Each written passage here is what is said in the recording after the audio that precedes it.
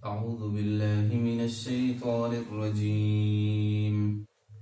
بسم الله الرحمن الرحيم. عما يتساءلون عن النبأ العظيم الذي هم فيه مختلفون كلا سيعلمون ثم كلا سيعلمون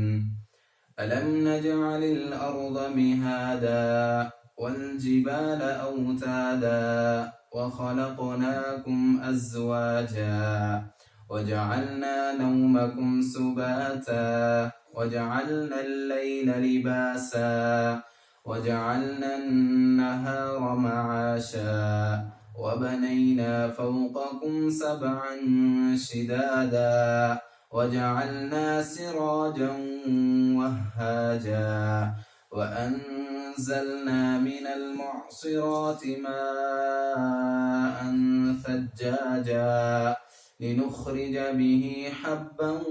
ونباتا وجنات ألفافا إن يوم الفصل كان ميقاتا يوم ينفخ في الصور فتأتون أفواجا وفتحت السماء فكانت أبوابا وسيرت الجبال فكانت سرابا إن جهنم كانت مرصادا للطاغين مآبا لابثين فيها أحقابا لا يذوقون فيها بردا ولا شرابا إلا حميما وغساقا جزاء وفاقا إنهم كانوا لا يرجون حسابا وكذبوا بآياتنا كذابا وكل شيء أحصيناه كتابا فذوقوا فلن نزيدكم إلا عذابا إن للمتقين مفازا حدائق وأعنابا وكواعب ترابا وكأسا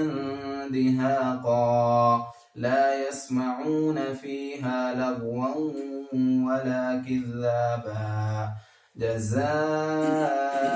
من ربك عطاء حسابا رب السماوات والأرض وما بينهما الرحمن لا يملكون منه خطابا يوم يقوم الروح والملائكة صفا لا يتكلمون إلا من أذن له الرحمن وقال صوابا ذلك اليوم الحق فمن شاء اتخذ إلى ربه مآبا إنا أنذرناكم عذابا قريبا يوم ينظر المرء ما قدمت يداه ويقول الكافر يا ليتني كنت ترابا.